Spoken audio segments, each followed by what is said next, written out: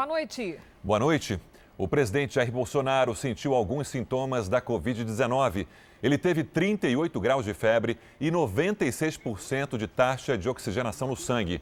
O presidente foi ao Hospital das Forças Armadas e fez um teste para detectar se foi contaminado pelo coronavírus. Ainda nessa edição, você vai ter outras informações sobre a suspeita do presidente Bolsonaro estar com a Covid-19. O comportamento de quem se nega a acreditar que vivemos uma pandemia séria e perigosa preocupa. Nesse fim de semana, em São Paulo e no Pará, festas e bailes funk reuniram centenas de pessoas que ignoraram as recomendações de especialistas. Aglomeração. Som alto.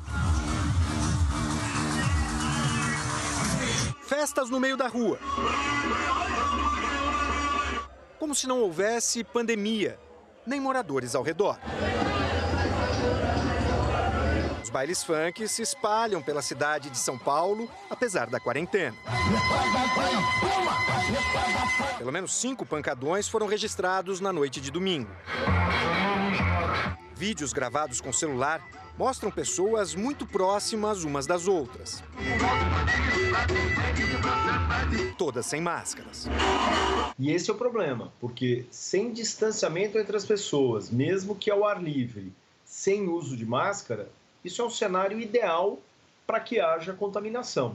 Aqui nesta rua de Guaianazes, na Zona Leste, agora a gente trafega normalmente. Mas à noite, passar por aqui de carro era praticamente impossível. Vídeos gravados por um morador de dentro do carro mostram a rua parada. Muita garrafa de bebida alcoólica, uísque, lixo de todo tipo. E isso é só uma parte do que sobrou do pancadão da noite anterior. Para os moradores, denunciar é um risco. Se você sair para reclamar, é capaz de você sair lixado ou então nego jogar você dentro de um carro e matar. A mulher conta que a população ficou isolada. Se uma pessoa passar mal, não tem como você correr com a pessoa para o hospital. Por quê? Porque o caminho do hospital que está atendendo as pessoas que estão com problema de saúde normal está trancado pelo baile funk. Neste outro pancadão, também na Zona Leste de São Paulo, um rapaz grava o momento em que a polícia chega. É sempre assim.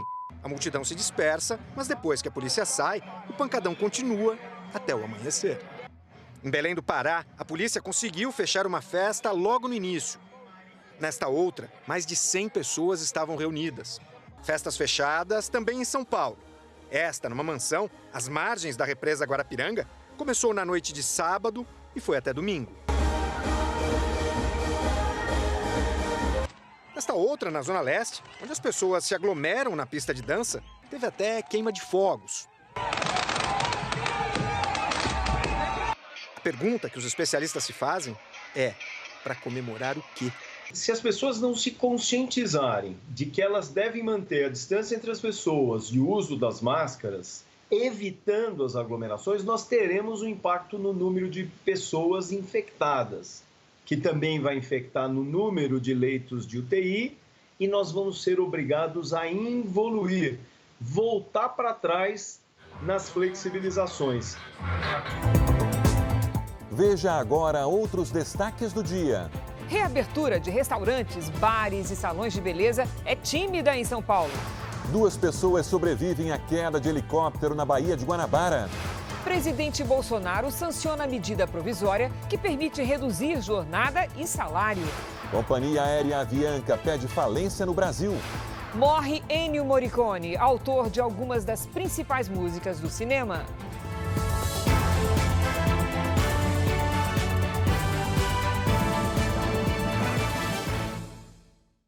Oferecimento Empréstimo Bradesco. Escolha o melhor para seu futuro hoje.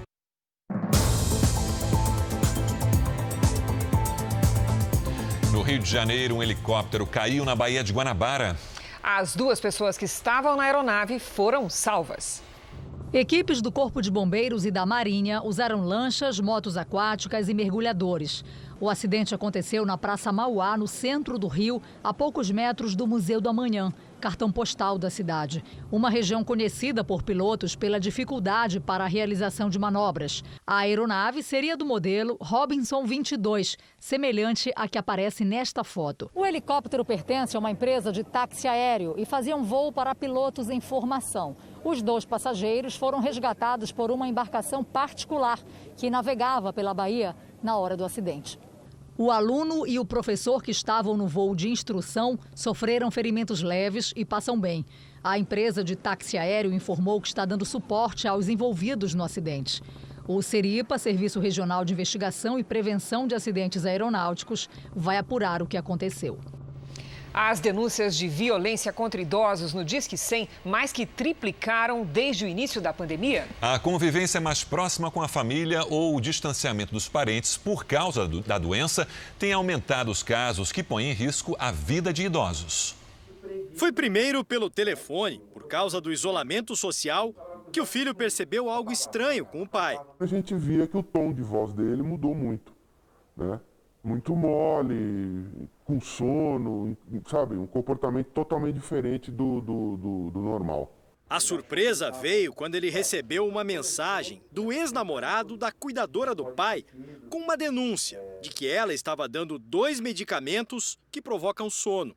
A mulher dizia que o idoso não dormia e ela não dava conta. Se a gente não descobre antes, a coisa ia agravar. Ele poderia até nem ter morrido pelo remédio, mas ele poderia ter caído, batido a cabeça. Alguma coisa ruim maior ia acontecer.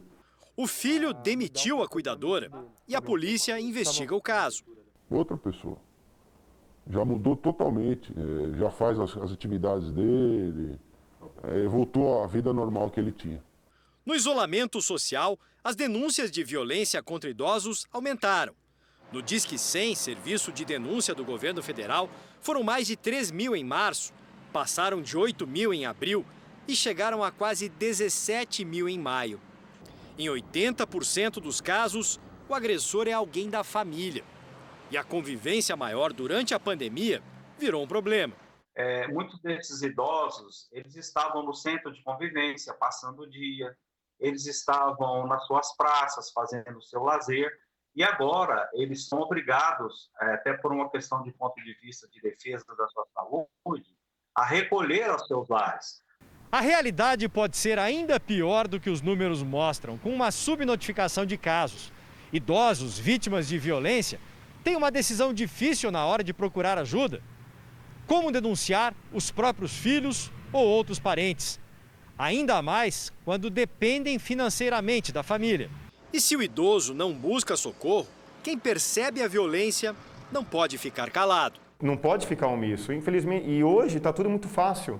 O telefone, você manda um WhatsApp, manda um e-mail, você consegue se comunicar com muita gente. Então tem que denunciar sim. Não pode ficar omisso não, tem que denunciar.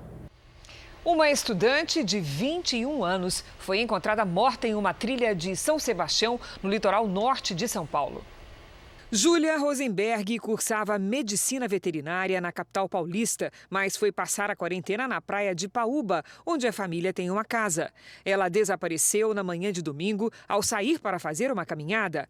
A última imagem dela foi registrada por uma câmera de segurança em Maresias. O corpo da jovem foi encontrado parcialmente enterrado na trilha que liga as duas praias. Ela morreu por asfixia. A polícia acredita que o crime foi premeditado, já que Júlia passava diariamente pelo local. A Polícia Federal concluiu que não foi criminoso o incêndio no Museu Nacional da Quinta da Boa Vista, no Rio de Janeiro. Pelo inquérito, o fogo começou em um dos aparelhos de ar-condicionado dentro de um auditório no primeiro andar, perto da entrada principal. Os investigadores também descartaram a hipótese de omissão por parte dos administradores do museu. Centenas de obras do acervo foram destruídas pelo incêndio em setembro de 2018. Nesta época de temperaturas baixas, especialistas alertam para o perigo de se improvisar aquecedores. Em Lagoa Vermelha, Rio Grande do Sul, uma menina de 12 anos morreu e 4 pessoas ficaram feridas depois que uma lareira explodiu. A família estava reunida na garagem de casa e resolveu fazer uma espécie de lareira para se aquecer. Usaram terra, pedras, madeira e latinhas de alumínio que estavam cheias de álcool. A explosão pode ter acontecido após um homem reabastecer a chama colocando mais álcool. Então, no momento que o meu cunhado ele foi abastecer novamente, tá? Subiu o fogo no combustível e explodiu o recipiente que ele continha o etanol, né? Uma menina de 12 anos, que estava mais próxima da lareira improvisada, teve 90% do corpo queimado. Ela chegou a ser socorrida, mas não resistiu. O irmão dela, de 6 anos, os pais e a avó também sofreram queimaduras e continuam internados. Segundo a Sociedade Brasileira de Queimaduras, junho e julho são os meses com mais registros de queimados em todo o país. E este ano, o uso de álcool líquido e em gel, recomendados para higienizar as mãos e produtos e evitar a transmissão do novo coronavírus, preocupa. Passa o álcool e não espera secar, não espera que ele evapore. E daí vai ligar o fogão, vai ligar um isqueiro. Muitas vezes escorreu na roupa. E daí, então, o acidente se torna maior. Os bombeiros alertam para evitar o uso de equipamentos caseiros. Comprar equipamentos que são certificados, equipamentos que já são testados, né, que têm o seu uso autorizado, porque muitas situações acontecem justamente dessa improvisação. Vamos aos números de hoje da pandemia do coronavírus no Brasil. Segundo o Ministério da Saúde, o país tem 1.623.284 casos de Covid-19, com mais de 65 mil mortes, 65.487. Foram 620 registros nas últimas 24 horas. Ainda de acordo com o boletim do Ministério da Saúde, 927.292 pacientes estão curados e 630.505 seguem em acompanhamento. Em São Paulo, o Instituto Butantan vai começar os testes com a vacina do laboratório Sinovac no próximo dia 20. Serão 9 mil voluntários, todos da área de saúde e que convivem com pacientes com coronavírus. A vacina é uma das que tem o desenvolvimento mais avançado no momento. E se tiver bons resultados, será feita aqui no Brasil por meio de parceria entre o Butantan e o laboratório.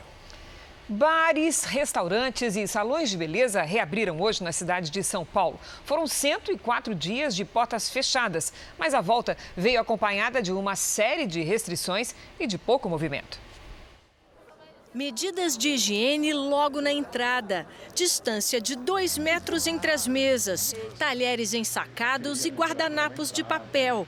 Nada disso tirou o prazer de saborear o prato favorito. Acho que é aquela sensação do castigo, né? Você tá de castigo e de repente alguém te libera. Que maravilhoso, assim, você provar a comida que estava morrendo de saudade, assim, né? Restaurantes e bares podem funcionar por 6 horas diárias na capital paulista, mas com restrições. Clientes só sentados. As máscaras podem ser retiradas apenas durante a refeição. Para nós está sendo bastante novidade, né? E um desafio grande, né? Um desafio bem grande, mas é satisfatório, né? Tá reaberto hoje, recebendo clientes, né? Recebendo nossos amigos. E aproveitamos uma comida deliciosa, um belo de um vinho. E hoje eu vou fazer minha barba também no barbeiro. Coisa que não era possível anteriormente, né? Mas agora pode. Os salões reabriram com ocupação limitada a 40% da capacidade. Para se adaptar, as empresas tiveram de fazer investimentos. Neste salão, por exemplo, a maquiagem passa a contar com kits descartáveis como esse, que além de máscaras e luvas, conta também com pincéis e esponjas que são aplicados diretamente na pele e são levados para casa pela cliente após o serviço. A gente vai ter que passar a usar todos esses itens para o resto da vida, porque é uma garantia que o cliente vem para um ambiente totalmente limpo e seguro. Patrícia agendou o primeiro horário. Foram 100 dias longe dos salões. Lavei o cabelo no salão, que é diferente. Fiz uma escova, vou te dizer que vida nova. Estou pronta para o novo normal. E é cada vez maior o número de cidades que estão retomando as atividades econômicas. Fortaleza autorizou a abertura de vários setores, mas bares e barracas de praia continuam fechados. Nesta nova fase, o comércio e vários setores da indústria que já estavam funcionando parcialmente, agora podem operar com capacidade total, inclusive com todos os funcionários. Com essa medida, a reabertura do mercado de trabalho chega a 85% da capital cearense. E a gente está muito alegre, né? Porque a gente sabe que esse é um dos primeiros passos para que a gente possa realmente voltar à ativa, confiantes e buscar realmente o que a gente perdeu nesse período. O decreto também libera atividade física individual em praias, praças e em calçadões. Mas barracas de praia e bares vão permanecer fechados em Fortaleza. Além disso, restaurantes só podem funcionar até as 4 horas da tarde e com metade da capacidade. Em Pernambuco, salões de beleza, comércio e construção civil podem funcionar normalmente. E os escritórios podem retomar o trabalho presencial com 50% dos funcionários. Em Belém, as academias foram autorizadas a reabrir desde que cumpram regras de higiene e distanciamento. Mesmo os cuidados observados nas academias de Brasília. Elas podem funcionar com piscinas, chuveiros e bebedouros interditados. Salões de beleza e barbearias reabrem amanhã, mas só com atendimentos agendados. O que a gente quer é de uma forma definitiva, o equilíbrio entre saúde e economia. Em Porto Alegre, a Prefeitura vai bloquear o uso de vale-transporte pelos trabalhadores de setores não autorizados a funcionar. Boa noite, Paloma Poeta. Como é que vai funcionar essa restrição? Oi, Cristina. Boa noite a você e a todos. Essa restrição passa a valer a partir desta quinta-feira. Os funcionários das atividades consideradas não essenciais, suspensas por decreto municipal, terão o vale-transporte bloqueado por 15 dias. O pagamento em dinheiro ainda vai ser aceito em todos os horários. Mas, se o fluxo de passageiros não diminuir, essa forma de pagamento também pode acabar sendo suspensa. A Prefeitura de Porto Alegre informou que até quarta-feira vai disponibilizar um site na internet para que o passageiro do transporte público possa consultar se teve o vale-transporte bloqueado ou não. Cristina, Sérgio. Obrigada, Paloma. A crise provocada pelo coronavírus tem causado uma fuga em massa de estudantes nas instituições de ensinos particulares. Muitos por não conseguirem pagar a mensalidade. O QR Code está bem aqui no canto da sua tela. Aponte a câmera do celular e veja como o Procon está orientando os alunos. Ana saiu do Rio de Janeiro e veio para Goiânia estudar. Por causa da pandemia, a situação financeira dela piorou. A alternativa foi trancar a faculdade. A gente chegou numa situação que a gente tem que decidir. Ou a gente come ou a gente paga outras contas que tem a vir. No Procon de Goiás, o número de atendimentos feitos para estudantes de faculdades e universidades particulares aumentou em mais de 1.500% de abril até agora, na comparação com o mesmo período do ano passado. Aqui em Goiás nós tivemos, só nesse período de pandemia, mais de 600 reclamações atreladas ao dilema das mensalidades, além de reclamações outras. Segundo o levantamento feito pela associação que representa a categoria, 265 mil estudantes abandonaram ou trancaram o curso só nos meses de abril e maio. Aumento de 32% na comparação com o mesmo período do ano passado. A pesquisa apontou ainda que no mínimo 11,3% dos estudantes devem terminar o ano com alguma mensalidade atrasada. É o caso da Ana, que por conta disso nem consegue pedir transferência para uma faculdade mais barata. Eu tenho, por exemplo, uma parcela em aberto e não me foi concedido nenhum desconto. Sem condições de pagar credores, a Avianca Brasil pediu falência hoje à Justiça. Quem tem as informações sobre a situação da empresa aérea é a Giovana Rizardo. Giovana, boa noite. Oi, Sérgio, boa noite para você, para a Cristina e para todos. Olha, a Avianca Brasil, ela fez um pedido na semana passada, na sexta-feira passada, ao Tribunal de Justiça de São Paulo, pedindo a conversão do pedido de recuperação judicial para falência. A empresa aérea estava em crise desde o fim de 2018, quando disse que não tinha mais condições de pagar uma dívida estimada em 500 milhões de reais. Agora, essa dívida atualizada chega a 2 bilhões e 700 milhões de reais.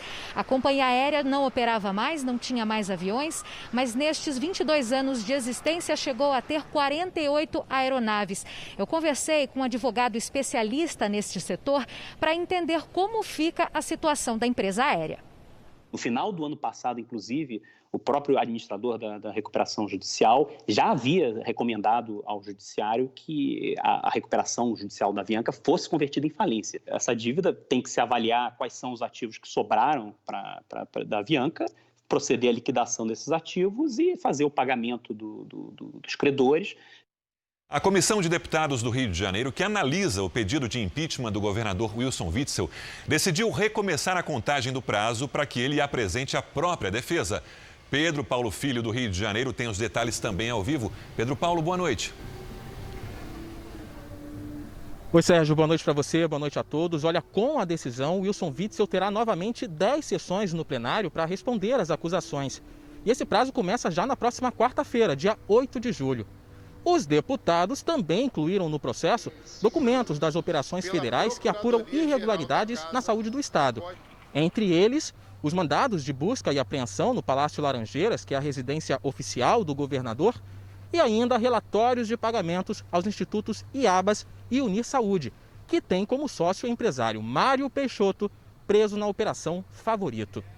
E, Sérgio, uma última informação. Agora há pouco, a Justiça do Rio determinou a quebra dos sigilos fiscal e bancário do ex-secretário estadual de Saúde do Rio, Edmar Santos.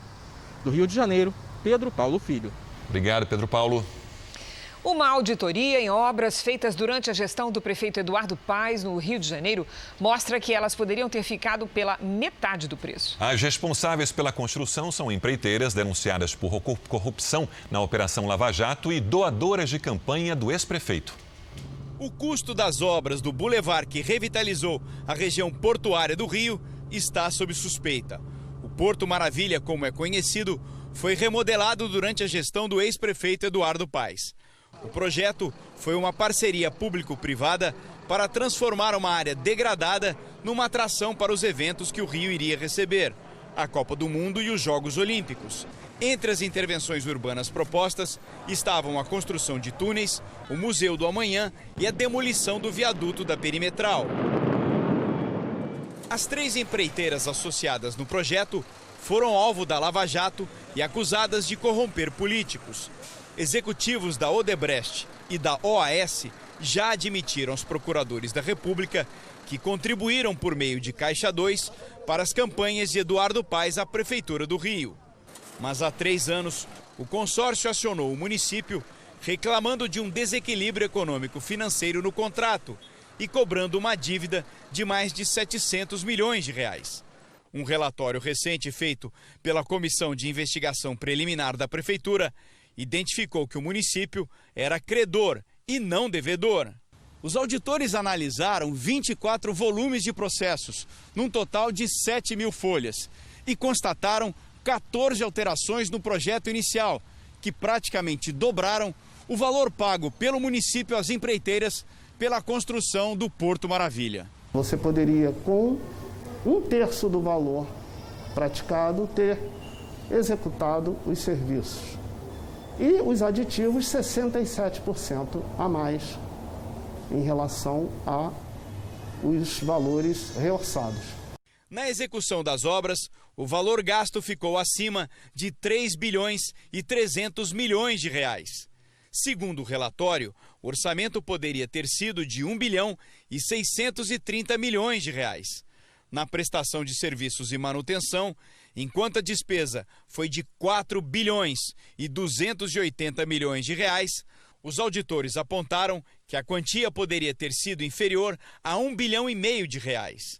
No total, entre contratos e aditivos, os valores desembolsados na gestão de Eduardo Paes para a construção da zona portuária chegaram a pouco mais de 7 bilhões de reais.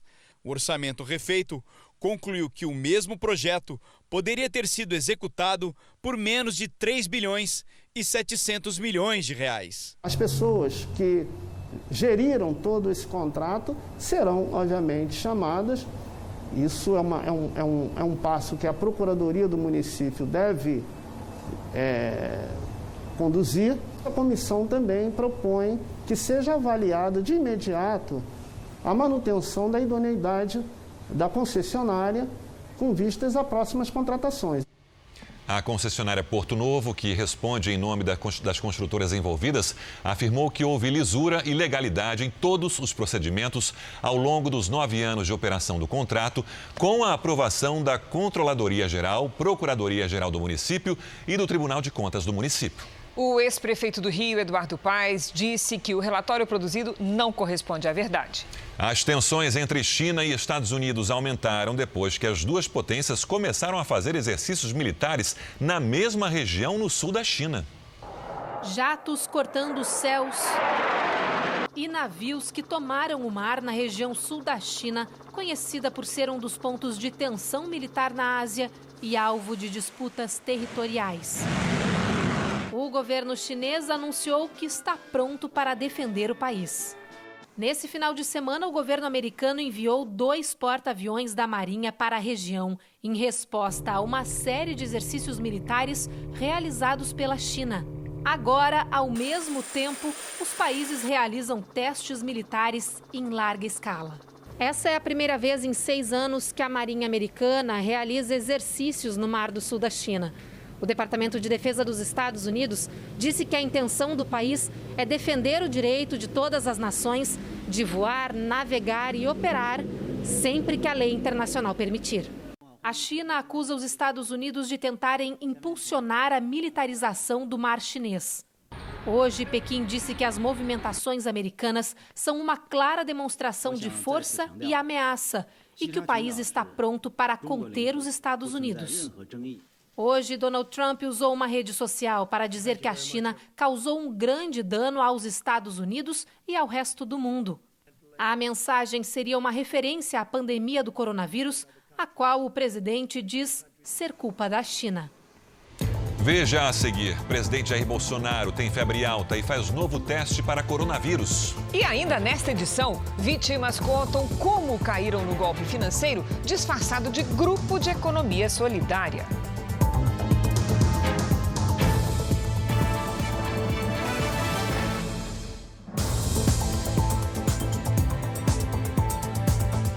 O presidente Jair Bolsonaro foi agora há pouco ao hospital fazer novos testes para checar se está com coronavírus. Ele apresentou sintomas da Covid-19 como febre alta. Vamos ao vivo a Brasília com o repórter Clébio Cavagnoli. Boa noite, Clébio.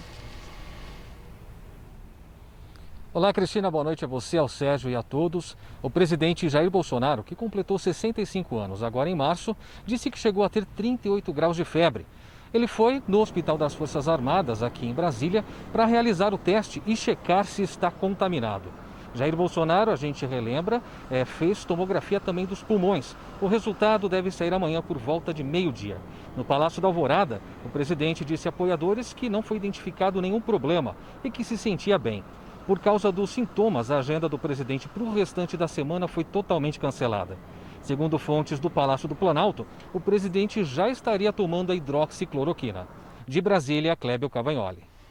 Obrigada, Clébio. Depois de desistir de Renato Feder para comandar o Ministério da Educação, o presidente Jair Bolsonaro segue em busca de outro nome para o cargo. Enquanto a definição não acontece, o governo discute mudanças em programas sociais, como Bolsa Família e o Minha Casa Minha Vida. Hoje, Bolsonaro sancionou a medida provisória que permite redução de jornada e salário. O presidente Jair Bolsonaro passou o dia em reuniões no Palácio do Planalto e sancionou a lei que cria o Programa Emergencial de Manutenção do Emprego e Renda. A proposta criada para tentar reduzir os impactos da pandemia de coronavírus foi transformada em lei após a aprovação da medida provisória pelo Congresso. As regras permitem que as empresas reduzam a jornada e salários dos trabalhadores. O profissional que for afetado pela suspensão recebe uma compensação do governo.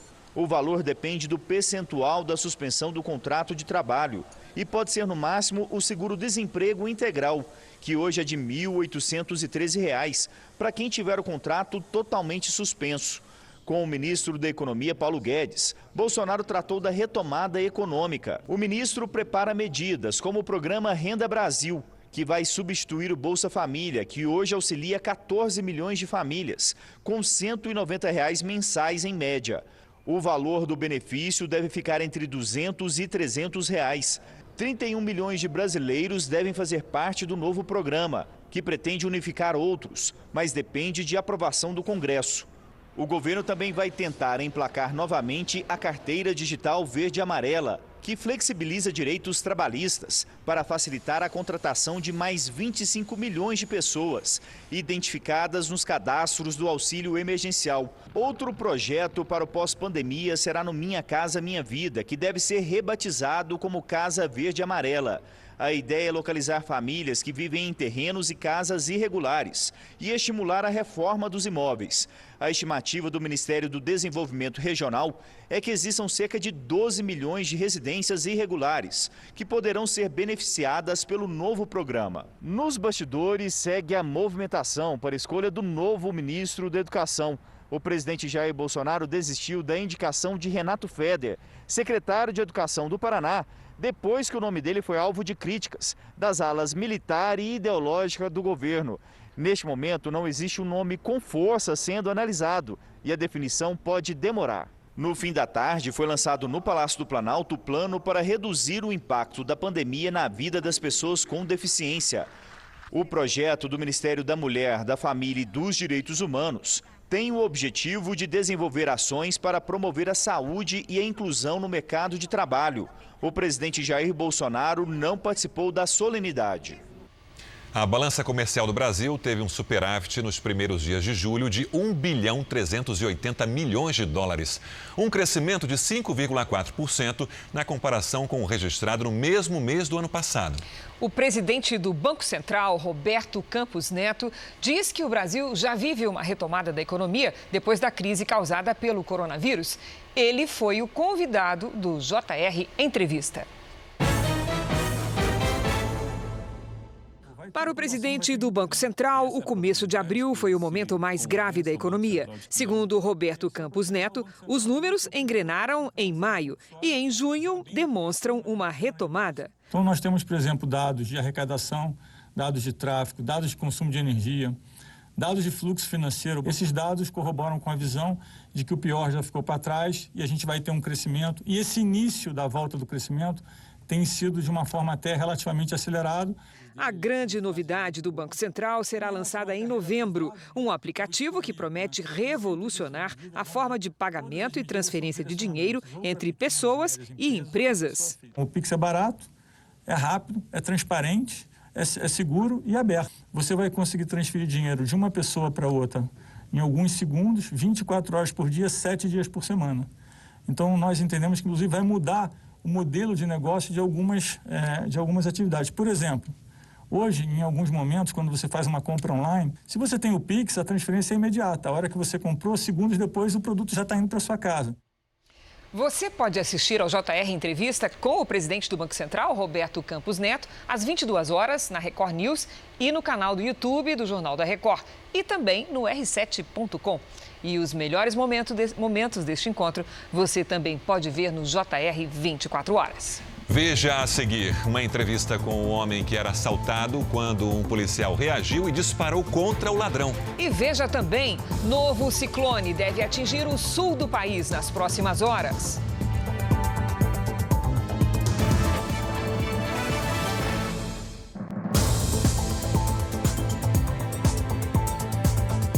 O Museu do Louvre, em Paris, reabriu depois de 4 meses fechado. Filas foram vistas fora e dentro do museu, principalmente onde está a Mona Lisa, obra de Leonardo da Vinci. Novas regras foram impostas, como o uso obrigatório de máscara. Uma das principais atrações turísticas da França e do mundo, o Louvre calcula que perdeu mais de 240 milhões de reais durante o bloqueio. Os Estados Unidos vão testar em larga escala o coquetel de anticorpos. 2.000 pacientes de 100 locais diferentes do país vão participar da fase final de testes. Até o momento, os resultados foram positivos. O coquetel é uma combinação de um anticorpo produzido em laboratório com um anticorpo de um paciente recuperado da Covid-19. Os cientistas avaliam a eficácia do medicamento que pode prevenir e tratar a infecção causada pelo coronavírus.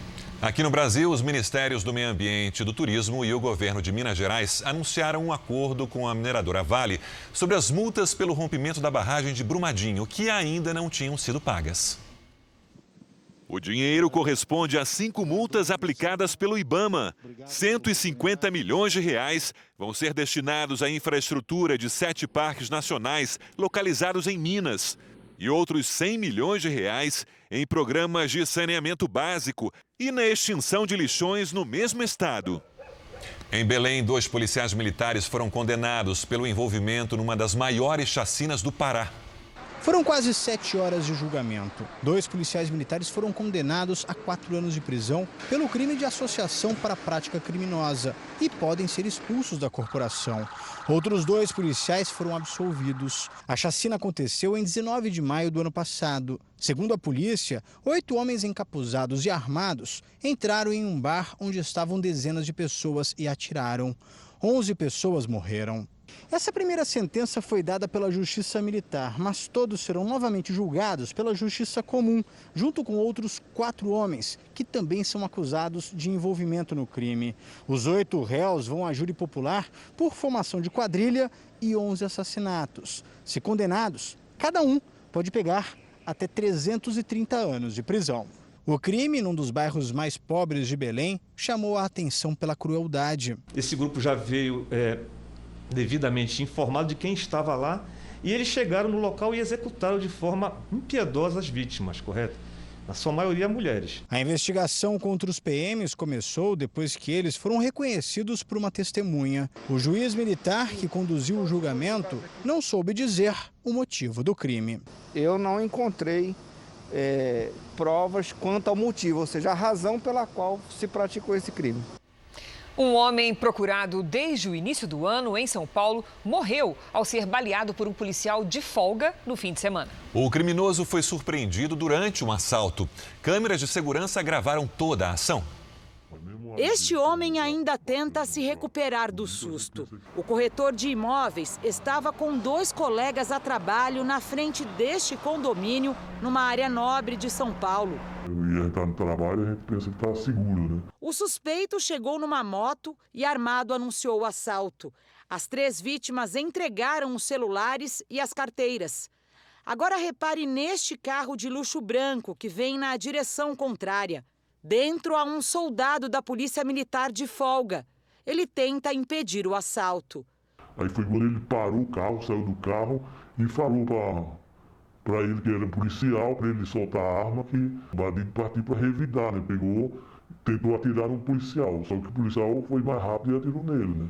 O policial atinge o suspeito, que cai da moto. O PM ainda dispara outras vezes. O assaltante foi socorrido, mas não resistiu. Dentro da mochila dele, a polícia encontrou 10 celulares, carteiras, joias e dinheiro vivo. É que antes de assaltar os 3 corretores de imóveis, segundo os investigadores, o suspeito fez uma espécie de arrastão em 4 bairros próximos dali. Por telefone, uma das vítimas contou que o homem era violento. Ele já tinha roubado umas 7 vítimas nesse dia. E aí encontrou a gente na rua e abordou a gente e pegou os pertences. Nossa, ele é bem agressivo. O assaltante já era procurado por um latrocínio no início do ano. Ele é suspeito de matar o analista de sistemas Rafael Maluf, de 33 anos, num assalto em frente a uma padaria na mesma região de São Paulo. A pandemia trouxe de volta um golpe recorrente. É uma espécie de pirâmide disfarçada de grupo feminino de economia solidária. Na crise do coronavírus, o grupo em que mulheres se ajudam economicamente é atrativo. A promessa é melhor ainda: ganhos em curto prazo. Mas há uma condição. Para você entrar, você precisa dar um regalo, que eles chamam, no valor de R$5.000. Só que em menos de 10 dias você vai ter 8 vezes esse valor. Então você pensa, é a solução dos meus problemas. Daí em menos de 10 dias eu vou ter R$40.000 na minha conta de volta. Tear dos sonhos, roleta solidária ou mandala da prosperidade. Esses são os nomes do novo golpe da pirâmide financeira. Só que agora é tudo virtual. As reuniões acontecem por teleconferência na internet. Funciona assim: Mulheres convidam outras mulheres para participar de um grupo onde cada uma delas vai receber apoio moral e psicológico. O convite é sempre permeado por um discurso envolvente, acolhedor. Eu recebi o convite através de uma colega de trabalho. Foi num momento que eu estava bem vulnerável. E isso veio como um presente, assim, né? A produtora de eventos, Camila Peterson, participou da primeira reunião virtual e logo percebeu que se tratava de um golpe. Decidiu denunciar nas redes sociais. Muitas outras mulheres são vítimas, como a minha amiga, que foi cooptada num momento de fragilidade, seduzida por essa coisa assim, de ser um grupo de mulheres que se apoiam e tudo mais. 2 mulheres já foram indiciadas por associação criminosa e estelionato pelo golpe da pirâmide financeira. Mas, segundo a investigação da Polícia Civil, elas não são as mentoras do plano, mas fazem parte de um esquema que começou no Paraná e se espalhou pelo país inteiro. Existe um inquérito policial instaurado, nós tomaremos todas as providências cabíveis e, com certeza, há o retorno de a gente recuperar esse dinheiro que foi depositado na conta desses meliantes. O governador do Amazonas, Wilson Lima, determinou que a Secretaria de Saúde suspenda todos os pagamentos dos contratos relacionados à pandemia. Eles só serão efetivados depois de parecer da Procuradoria-Geral do Estado. O decreto também traz a exoneração da secretária de Saúde, Simone Papais, que havia sido presa semana passada, do procurador-chefe do Estado, da gerente de compras da Secretaria de Saúde e da secretária de Comunicação Social. Hoje foi mais um dia de depoimentos na CPI da Saúde, que investiga gastos públicos durante a pandemia. Os deputados ouviram a consultora de imagem corporativa Carla Polak. O nome dela foi citado em 2 depoimentos como pessoa de confiança do governador Wilson Lima, a ponto de representá-lo em reuniões oficiais. Não, nunca prestei serviço nem ao governo do estado do Amazonas e nem a nenhum outro governo. Eu nunca prestei serviço para nenhuma instituição pública. Os parlamentares apresentaram um cartão corporativo com o nome de Polak e a função de consultora. A comissão vai solicitar ao Ministério Público que investigue a movimentação bancária da jornalista e também do projeto Anjos da Saúde, que, segundo a CPI, custou 6 milhões de reais aos cofres públicos. Ficou claro as contradições dela, a participação direta dela em relação ao programa Anjos da Saúde. Está bem claro, a ação não só dela, como do marido e outras pessoas também ligadas a ela. Outro nome de confiança do governador, Daniela Assayag, pediu exoneração do cargo de secretária de comunicação. A comissão parlamentar apontou o suposto envolvimento do marido dela na compra superfaturada de 28 respiradores durante a pandemia. Documentos revelados pela CPI da Saúde apontam que o marido de Daniela Assayag tinha participação na empresa Sonoar, principal beneficiada pela venda dos respiradores em abril deste ano. A ex-secretária de comunicação disse que ele não sabia da negociação com o governo e que no fim de maio abriu mão da sociedade após a polêmica vir à tona. O Jornal da Record teve acesso ao depoimento da empresária Renata Mansur, presa semana passada. Ela afirmou que vendeu sua parte da empresa Sonoar ao médico Luiz Avelino Júnior, marido de Daniela. 2 semanas após a venda dos respiradores, Renata afirmou que foi pressionada pela ex-sócia e por Luiz Avelino a ficar quieta de tudo, pois o médico não poderia aparecer. No pedido de exoneração, Daniela Assayag disse que a saída do cargo permitirá a apuração dos fatos com seriedade e profundidade. Em nota, Luiz Avelino Júnior afirmou que assinou um contrato de cessão de cotas da empresa Sonoar, mas desistiu da sociedade meses depois. Ele disse que não exerceu qualquer função na gestão da empresa e não acompanhou a venda dos respiradores. A empresa Sonoar não respondeu aos questionamentos. E por causa da redução do número de internações e óbitos registrados no Amazonas, o Hospital de Campanha para o Combate à Covid-19 foi desativado hoje. A unidade só manterá a ala destinada a pacientes indígenas. Um homem morreu atingido por destroços de uma marquise que desabou em Salvador. A Defesa Civil demoliu o que sobrou da estrutura. O pedreiro Sulivaldo dos Santos, de 48 anos, morreu na hora.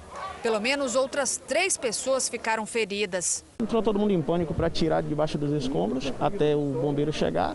Na capital baiana, cerca de 70% das construções são consideradas irregulares, segundo o Conselho Regional de Engenharia. Na maioria das vezes, os imóveis são erguidos sem uma orientação técnica e colocam em risco a vida de moradores, vizinhos e de quem passa pelo local. De acordo com a Defesa Civil de Salvador, era o caso do imóvel onde houve o desabamento da marquise. Segundo um levantamento da Prefeitura feito no primeiro semestre desse ano, 5.500 construções passaram por vistorias na cidade. Mais de 700 apresentaram problemas estruturais e foram notificadas ou interditadas. Um novo ciclone está se formando e deve atingir o sul do Brasil a partir de amanhã. O fenômeno não deve ser tão forte como o da semana passada, mas deve trazer temporais. A previsão do tempo preocupa especialmente quem ainda não se recuperou da última tempestade. O novo ciclone está previsto para esta terça-feira e deve trazer grande volume de chuva. Segundo os meteorologistas, os ventos podem chegar a 80 km por hora. Todo mundo querendo saber se esse ciclone que se forma agora essa semana no sul do Brasil, ele é intenso quanto o outro. Então a resposta é não, não é. A previsão é de que ele seja bem menos intenso do que o outro. A Defesa Civil alerta para o risco de alagamentos, enxurradas e deslizamentos de terra. Motivo de preocupação, sim, porque nós temos uma série de residências que foram afetadas, né, que a gente ainda está entregando telhas. Então, essa é a preocupação. O ciclone bomba atingiu casas em mais de 200 cidades catarinenses. Muitas continuam destelhadas. Um homem que estava desaparecido foi encontrado nesta segunda-feira no Rio Tijucas, em Canelinha. Com isso, subiu para 13 o número de mortos em Santa Catarina. Quase uma semana depois, muitos moradores ainda estão sem energia elétrica. A Companhia do Estado informou que 1.300 técnicos estão nas ruas desde a semana passada para consertar os estragos. Enquanto o sul se prepara para a chegada de um novo ciclone, no Nordeste, os destaques são os temporais. Em menos de 24 horas, Fortaleza registrou quase toda a chuva esperada para o mês. Vem mais água por aí, Lidiane? Vem sim, Cris. Boa noite para você, para quem nos acompanha. Ventos no alto da atmosfera e também o ar úmido do oceano mantêm as nuvens carregadas na região. Amanhã, a chuva forte atinge os litorais da Bahia e também do Maranhão. E no sul, como é que fica? Vem o ciclone, viu? Os ventos sobre o Rio Grande do Sul formam nuvens carregadas entre hoje e amanhã. E tem alerta para granizo, ventanias de até 80 km por hora, alagamentos e ondas de até 3 metros entre o Rio Grande do Sul e Santa Catarina. Tempo firme e quente do Paraná até o interior do Nordeste e em grande parte da região central. No norte, pancadas entre o Amapá e o Acre. A umidade do ar vai despencar entre Minas Gerais e Mato Grosso.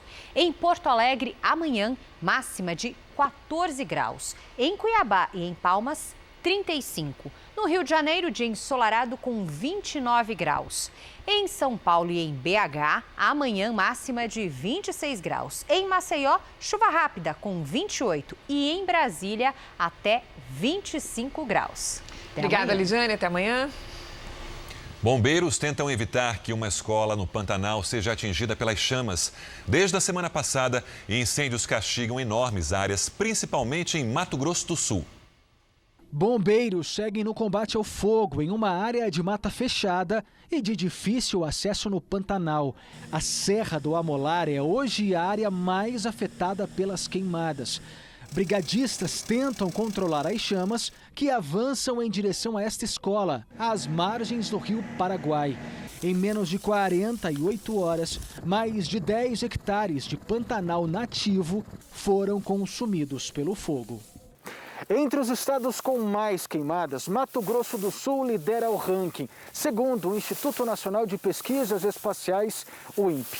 O município de Corumbá, no Pantanal, soma quase 2.000 focos. É quase 5 vezes mais do que a cidade de Poconé, por exemplo, que fica no estado vizinho, Mato Grosso. Este ano, o Pantanal sofre com a estiagem prolongada e que fez baixar em cerca de 30% os níveis dos principais rios da região. Um cenário que, segundo os bombeiros, pode se agravar se ocorrerem incêndios criminosos. Historicamente, julho, agosto e setembro são meses secos na região do Pantanal, então a preocupação é grande, o alerta é maior ainda e a gente sempre orienta, não faça nenhum tipo de queimada naquela região. Morreu aos 91 anos o compositor italiano Ennio Morricone. Ele estava internado em um hospital de Roma, na Itália, depois de sofrer uma queda em casa. Morricone compôs algumas das músicas mais famosas do cinema. Ele era capaz de eternizar as trilhas sonoras. Do nome do filme, Três Homens em Conflito, nem todo mundo se lembra. Já da música...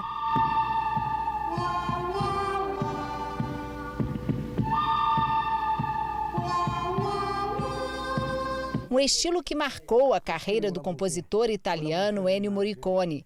Foram mais de 500 trilhas para o cinema, em filmes inesquecíveis. Ennio Morricone ganhou um Oscar pelo conjunto da obra em 2007 e em 2016 voltou a ser premiado pela Academia e se tornou o vencedor mais velho de uma categoria do Prêmio Máximo do Cinema pela trilha de Os Oito Odiados, de Quentin Tarantino.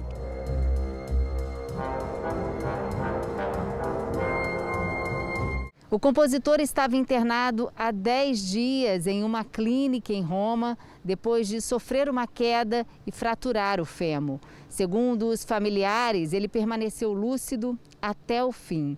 Morricone tinha 91 anos e escreveu o próprio obituário. No texto, se despediu de amigos e familiares e disse que o adeus à esposa era a parte mais dolorosa da partida.